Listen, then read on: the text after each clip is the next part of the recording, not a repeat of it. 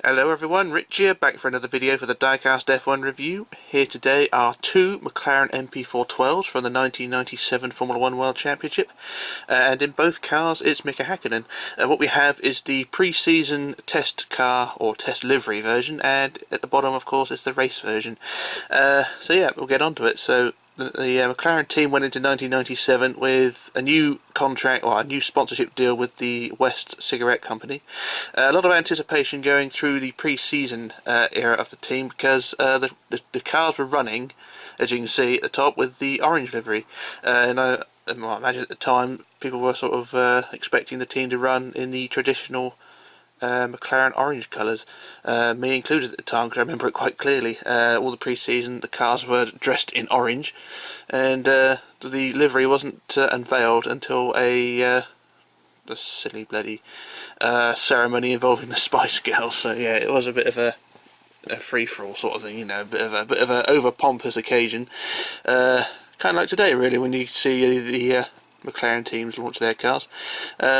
Yeah, the team went through the pre-season testing with the orange livery, but when they did launch their new livery, the race livery, the what we know today as this livery down here, yeah, it's an all-beauty, an all-new era of McLaren really, because basically for the past 20 years the cars have been dressed in red and white. I think it's more than 20 years, wasn't it? I think it was 1974, I think, when they started the Marlboro branding. So about 22, 23 years of Marlboro backing had come to an end. So an all-new look for McLaren for 1997, an all silver and black livery, and a very iconic livery now as well, because this livery went on for about 8 years. This livery stood out for, and my God, I miss it as well. So yeah, it's a very iconic livery. But the team itself went into 1997 with expectations, but I think the result sort of blew expectations out the window really, because they went on and won the first race. Although, to be fair, most of the top runners had sort of fallen off, because you had both Williams dropped out at the beginning. Well, Villeneuve fell off early in the race, or the first lap of the race, and Frentzen, who was leading as well, retired late in the race with brake failures. But by that time Coulthard was already in the lead, and so Coulthard took McLaren's first win for 4 years. And Mika Hakkinen brought the car home third in the same race as well. But after that, though, things seemed to fall apart, because I think there's I could probably count 5 or 6 occasions when the McLaren was the fastest car, the best car on the track that day, but reliability let them down. I remember Silverstone, Hakkinen was leading, engine let him down. Nürburgring, the cars were running 1-2, and the engines blew. Austria, Hakkinen was leading there and retired on the first lap with reliability. I think Canada as well, Coulthard was leading, but a botched pit stop ruined his time there. I'm trying to think where else. There was plenty of occasions throughout 97 where the car was the best, or leading at the times when something fucked up. So yeah, the McLaren was on the way back to the top, but they're doing it in the most difficult way possible. So yeah, it wasn't a happy time for McLaren in the mid-season, but they finally got their act together again in the Italian Grand Prix, where things seemed to go right. Coulthard brought the car home to win again, and in the last race of the season, after Schumacher and Villeneuve had come together, Schumacher was out the race. The championship was pretty much sealed for Villeneuve, and the Williams and the McLaren teams done a deal sort of to let the McLarens through as long as Villeneuve could keep third place to clinch the championship. So Hakkinen won his first race at the European Grand Prix that year, the final race of the season at Jerez. Coulthard brought the car home second, and Villeneuve was the champion. But that was the end of the season, and by that time Adrian Newey had joined the team as well. So he is preparing for the 98 season with an all-new car. I do have the MP4-13 somewhere. It's up on the shelf somewhere, but I will do that one at a later date. And yeah, it's basically preparations for 1998, and sort of come to an end as well the combination of McLaren and the Goodyear tyres. Goodyear came to an end at McLaren's association with Goodyear came to an end in 97. Goodyear would carry on into 98 and then disappear. But sort of the beginnings of the McLaren-Mercedes partnership proper, really, because they'd been together throughout 95 and 96, but the cars were not up to scratch. But by this time, the Mercedes engine in 97 was not bulletproof, but it turned out to be one of the front-running engines.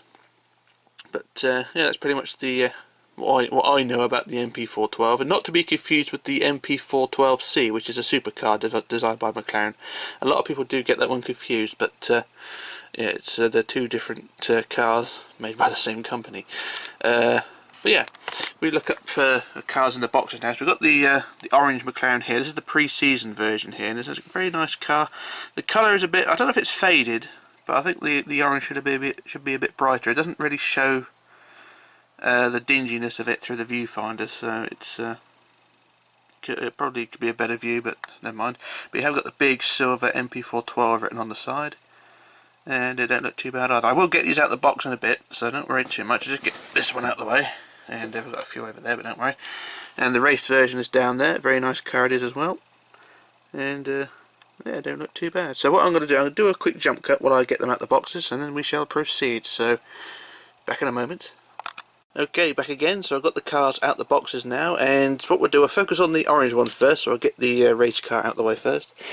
Now, the orange one really shows off the detail of the car, because of course the black and silver one sort of hides the detail of the chassis and the shape of the car. So I'll look over the orange one first, because of course this is the pre-season version. And just so I had to think to myself, was this launched before, was this model released before the actual race car, or was this a sort of second special edition sort of thing? But I'm not really sure, but no big deal there. But overall it's a very nice car, very solidly made as well. The only issue I have is the wing mirrors are a bit, they're all sort of long stalks, as you can see, so they'll probably be a bit the most fragile thing on the car, so I'm quite amazed the wing mirrors have stayed attached. But that's that. And the viewfinder really doesn't show off the orange. The orange is very bright when it's out the box, but on the viewfinder it sort of makes it look a bit well, plummy really. So it's not really orange, but look around the car anyway. A very elegant, sleek design of this car as well, and very nice it is as well. If I look around the back, we have all the detail. They kind of looks like an arrows from the back here.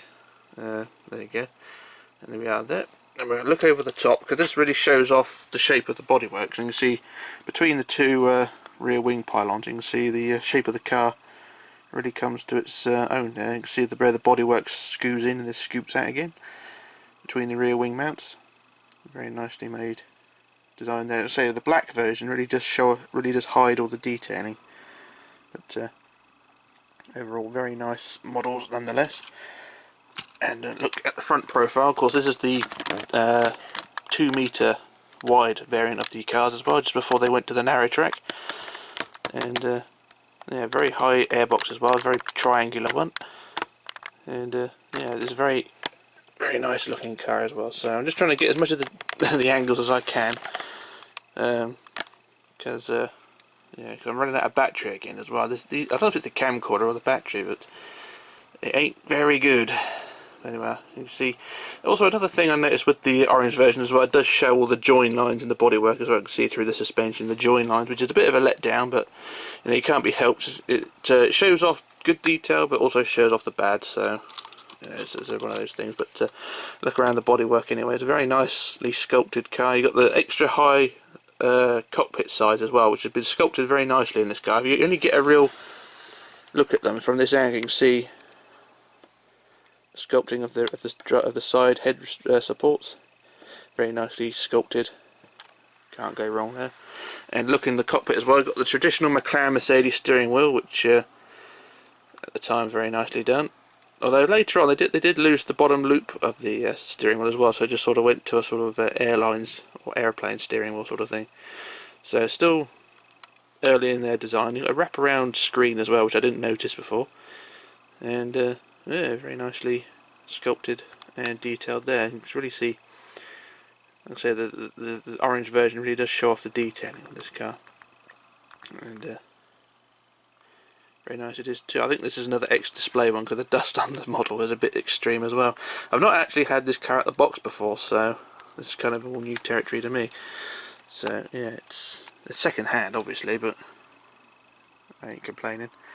See all the nice detail. They got the big silver MP4-12 or -12 on the side there, on both sides, and then across the top of the chassis. And yeah, very nicely made model it is as well. Definitely one for the collection if you're a McLaren fan, of course. And they did release an orange variant in 2005 and I think 2006 as well for the change in livery from what is now the iconic West livery to what is now, or to the next livery, which was the Johnnie Walker livery, which is sort of between the West livery and the Vodafone livery. But hey ho, there we go. So that is the launch edition of the car. So I shall put this one to one side over there, bring in our race version, plump, and everyone knows this livery, everyone knows it as a McLaren, so there we go, that is that. Exactly the same model, of course, but the detailing is much different. The paintwork is completely different, obviously, for what it is, and that front wheel is a bit dicky, so yeah, it's a bit stiff, that front wheel, but no worries, no, I'm not going to play with it, so there we go. So anyway, paintwork is all nicely done as well. Very bright red nose on this car as well. I think later on the nose tip was sort of reduced and the colour sort of darkened, so very bright red nose on this car.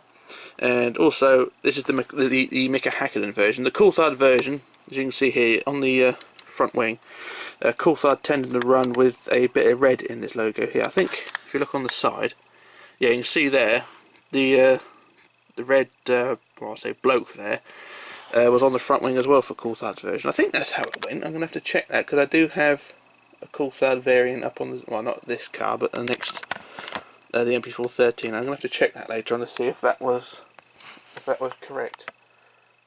Pardon me, because that was, I think, was the only season really they ran with that. Because after '98 they ran with the drivers' names on the car. So there we go. I'll have to double check that, see if it was different. That's the only thing I can't really be sure on. But look over the top of the chassis. The colouring is very nice as well. I mean, this is a 22-year-old model now, so the colouring is very nice. I look around the back, and this shows off better the structure of the car. You've got the side wing, rear wing mounts as well. Something I'm really missing in Formula One, where you had the rear wing extended all the way to the middle of the chassis, and also the extra winglets on the side here. Completely alien to Formula One nowadays. I mean, you've got aero bits sticking up all over the place, and they're not attractive by any means. And look around the back again, and you can see the sculpting of the bodywork here, but from a distance the black actually hides it. It's only because the light is shining on it, it shows up more. And yeah, it doesn't look too bad.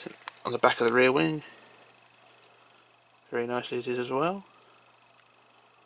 Yep, and a look around the other side. I cannot fault this car one bit. I mean, it is an absolute beauty, and yeah, no, I really do like these. The late 90s era of Formula One, a very big part of my life, to be honest. Very nostalgic of it. So look over the top of the cockpit. You've got the same same detail as the previous car. I mean, it's the same steering wheel as that, but it's just a different colour. So overall, we are there. And we've also got winglets inside the suspension as well. I didn't notice these, but some winglets there in the bodywork. And if I look at the test car, the test car doesn't actually have those winglets, so this is a very slight difference. So if I get the two together, look in the race, oh come on, focus inside the race car in the suspension, you can just see a winglet there, and the same on the other side inside the suspension there. On the test car we do not have them, so there we go, there's a slight difference in design there. Didn't notice that before. So there we are. There are slight differences, so if you're going to be picky about your models, collect both of them. So here you go. You don't have to be picky. So anyway, that is all I have to say about the MP4-12. Sorry I don't have much more information on it, but I'm sort of rushed for time because of the lack of battery power of this thing. But if you're going to collect these things, I would recommend it. I'm not sure what the prices are of these things now. I mean, the orange one tends to go for a bit more now. I'm not sure the price range, but the MP4-12 race version, I think it's quite rare as well. It's quite rare to see them in complete now, because like I said, the wing mirrors are the weak point on it. But I forgot to look underneath as well. So we look underneath as well. So you got the basic, very basic floor. A nice bit of black paint on the bottom there, on the bottom of the chassis. The floor itself is fairly standard at the time as well. So got two big lug holes for the screws, and they don't look too bad. But yeah, I'm not really sure about the price. Like I say, the wing mirrors are the weak point of the structure. I mean, they will break off just by sneezing on them. So, and the T-cams are quite fragile as well. But finding it complete, I think it is a fairly rare model now. But I think you should be okay to be able to find one. Whether it be the orange one or not, I don't know, because the orange one I don't see pop up very often. You do get a lot of dealers, because I mean most of these are bought on eBay. You know, when you buy them second hand, they tend to be either damaged or whatever. But you do get a lot of dealers on eBay at the moment. I mean, if you put a search in for this model now, you'll probably find dealer prices, something like £100 for the car. Fucking rip off that is. So yeah, I'd shop around. If you can find one in a decent condition, then yeah, you're laughing really. But yeah, avoid the dealers, because they're just going to rip you off.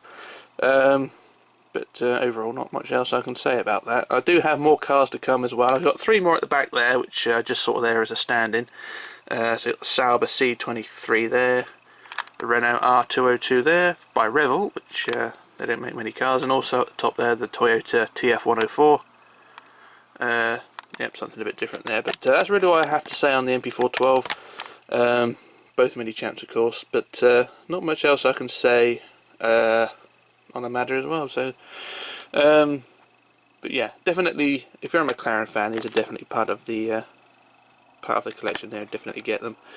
Either the race one or the show launch version, the pre-season test version. Both of which are very nice models, and I'm just looking at any blemishes on the orange one. No, everything's fine. So yeah, not much else I can say. I keep saying that, but definitely one's for the collection. And just looking over the elegance of this car, I mean, it's so elegant yet simple. I mean, look at the front wing of it. I mean, you got 2 flaps. You got a main plane and a flap. That's all you need really. And 2 little flaps inside the suspension, which I did not know about. And single barge boards, a couple of little flaps by the side of the or front and rear wheels, and a couple of planes on the rear wing. That's really all you need. You don't need all this other crap. You don't need DRS. Don't need turbo boost or anything like that. Just stick a V10 in a car and stick a couple of basic wings on, some sticky slicks, and you'll be fine. That's Formula One for you. You don't need all this bullshit. But never mind, that's just me ranting on, but there we go. Anyway, that's all I can say for the moment before the battery runs out. So this is Rich signing off, logging off, disappearing, and I shall return with another video. So bye for now.